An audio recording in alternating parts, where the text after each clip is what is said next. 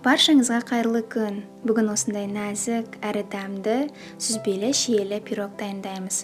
Бұл пирог тез жасалады, әрі оңай дайындалады. Менімен бірге дайындауға кеңес беремін.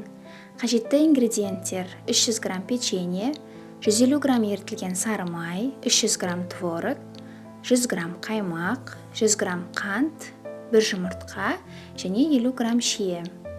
Дайындалуы: ең алдымен печеньені осылай блендермен жақсылап ұнтақтап аламыз. Кейін оған ерітілген сары майды қосып, екеуін жақсылап араластырамыз. Яғни бұл пирогымыздың основасы болып келеді.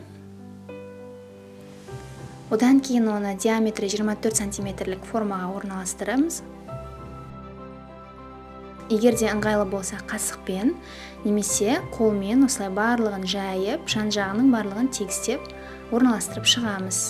Одан кейін начинкасын дайындаймыз, яғни сүзбеге 1 жұмыртқаны қосып, жақсылап екеуін миксерлейміз.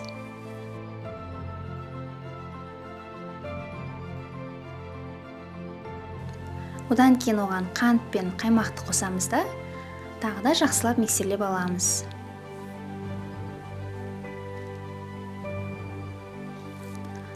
Сұйық массамыз дайын болды. Яғни оның сұйықтығы осындай видеодағыдай болуы қажет. Одан кейін оны аламыз да, дайын тұрған основаның үстіне құйып орналастырамыз. Оны жақсылап тегістейміз. Одан кейін шиені бетіне қалауыңызша әдемілеп орналастырып шығамыз.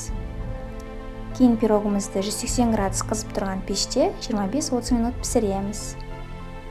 Пирогымыз дайын, өте нәзік болып шықты. Баршаңызға дайындауға кеңес беремін. Ас болсын!